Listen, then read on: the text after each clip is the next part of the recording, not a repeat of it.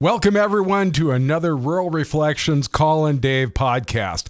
The podcast that's co-hosted, one in Carrington, North Dakota with my brother Dave Nelson and me, Grant Nelson, here at the studios of Thief River Falls Radio. We're going to start off, instead of with ag headlines today, with a quick interview with Mike Cruz from the University of Minnesota Extension. Mike, we've been talking the last few weeks about grain bin safety. Give us some hints on keeping ourselves safe when we're taking material out of the grain bin, would you? When it comes to grain bin safety, in my mind, we're really talking about three different things. The preparation beforehand, it is dealing with the problem in the moment, and then also being mindful of yourself. And so preparation beforehand, we're putting material into that bin, be it corn, oats, whatever it might be, right? And as long as that material stays in good shape, it doesn't get wet by mold, most of the time that material is going to move through that bin just fine, and we are going to have fewer problems. There's still risk, but as long as the material is good, we're going to be in good shape. Now, if you think back the last couple of falls here, we've actually been pretty darn wet, especially this fall. And so what we have is quite a bit of material in these bins that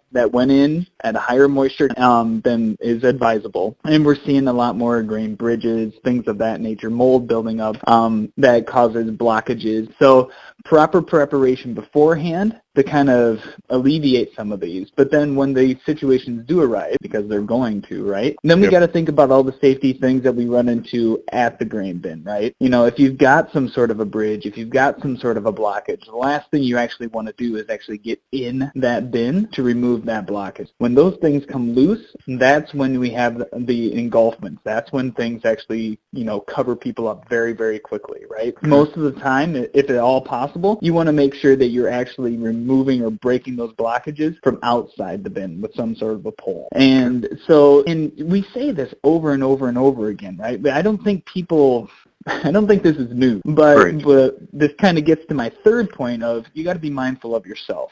Because what's actually happening in these situations? We've got people who are stressed. Farm community is very stressed right now. They go out and they're trying to move, say they have to get a load, this last load, into town before the end of the day or before the end of the week. They have to get it unloaded. And all of a sudden, the auger's not working. So they have to go back up and check, and they've got a blockage, right? So there's all these stressors that are building on to people.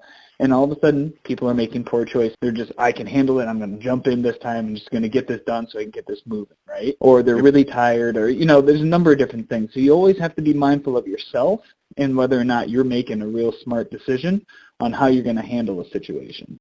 Okay, I'd like to thank Mike Cruz from the University of Minnesota Extension talking about grain bin safety. Dave, we were pretty careful at home when we were kids growing up around the grain bins, weren't we? Yeah, we were more careful around the grain bins, I think, than we were around the silo, When Steve and I used to race each other up the ladder on the outside of the silo, that wasn't very good. But anyway, yeah, we were much more careful around the grain bins, mostly because we couldn't really get up in them, or we'd have probably done something dumb too, but we usually didn't take much of a chance with the grain in the grain bin as far as how wet it is, And there's been an awful lot of wet grain stored, and we're having problems with it out here right now. So you are, huh? People are having problems with it getting cavitated or whatever, so you got to go in there and break it? Yeah, almost at least once a week, maybe a couple times a week, I hear somebody that had to cut a hole in the side of their bin so they could get it out because it wouldn't come out, or they're having a heck of a time with it and having to do some extracurriculars to get it to break down because, it gets a hole open in the middle, and all the screenings and stuff that were holding the moisture are out at the outside, so they're frozen to the sides of the bin, and it's a pretty common problem right now. Yeah. Now, last week we talked about old snowmobiles, as I recall, and this week I was out with some new snowmobiles at the Goodrich-Grigla I-500, and boy, snowmobiles have come a long way, and we had a good time out there. They really move along fast. 250 miles, they did it in 3-4 hours, and it was kind of amazing. So what kind of a route do they follow then? It's a cross-country trail. They have to go across it twice. So Oh, I see. And then tomorrow they do the same thing. They'll go across it twice. So we're trying to make the best of winter here. And how's winter going out in Carrington? Well, it's kind of bipolar. It was, what the heck was it? Like 14 below yesterday morning, I believe, and 22 above this morning. And I like that. We lost our frost and stuff, but it's still being cloudy and a little bit dreary, but temperature's nice anyway. And it looks like we're going to have a couple of days of that, and then we're going to go back down into the near zero area again. So it's just up and down, up and down. Something all the time.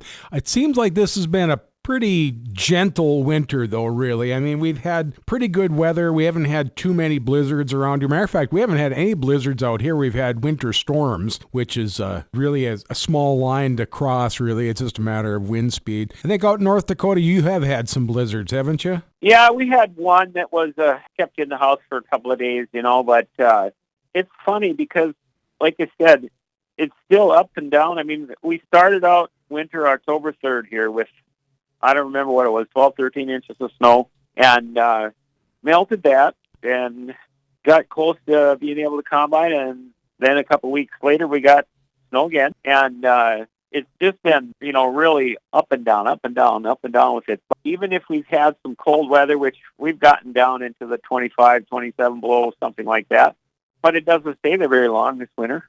And so I'd have to say, in general, it's not been too bad of a winter. It's just been so dang long.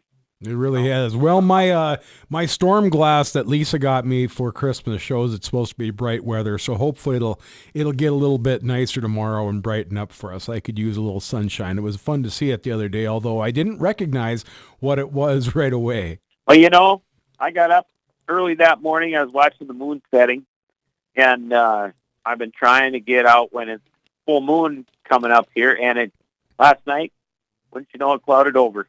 Huh. So I hope it clears tonight so we can see it, but it doesn't look like it's a very good chance of that. So, well, I suppose it's time for our tractor of the week, and we talked about it before we got on. We're going to talk about the Case RC, which had a production run of 1935 to 1940. You're a little bit more familiar with the tractor yourself, though, aren't you, Dave? Yeah, it's kind of a weird looking thing because it almost looks like they added the tricycle axle, just put it out on the front of the tractor, and then the steering arms are open and such. But a friend of mine was given one, and literally it was in boxes, and he took it on as a winter project. He's an older fellow that's retired. He put it back together, and he got it running, and it actually runs and works pretty nice.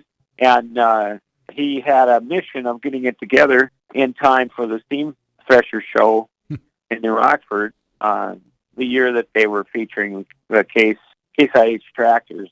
So he put it together and made it to the show, and he got some pictures with the brand new 620 quad track and then this little RC case next to it. And he made me a Christmas card with a picture of the two sitting beside. And I still have he gave me a picture also. I have that up in my office. But I'd never seen one before. It looks like the old early Fordsons kind of. But I just thought it was a kind of a unique tractor, and this one really runs nice. It just putters along just real nicely and runs smooth and quiet. You're right about it, though. It looks like somebody had a nice tractor with a wide front on it, and they decided to cut the wide front off and put some crazy-looking tricycle thing on the front.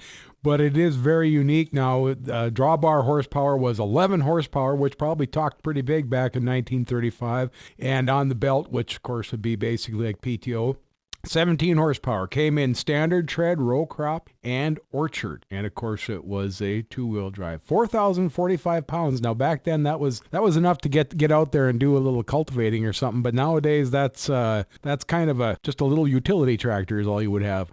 Yeah, I think you can get that much. If you add ballast to one big tire, you can get 4,000 pounds out of that.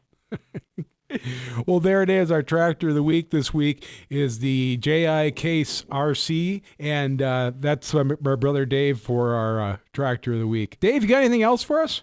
No, I guess I'm just hoping for clear skies and nice weather, so maybe tonight I can go out and spot the full moon. That sounds good to me. And thank you for joining us for another Rural Reflections Call and Dave, our podcast that originates in Carrington, North Dakota and Thief River Falls, Minnesota, here at the studios of Thief River Falls Radio.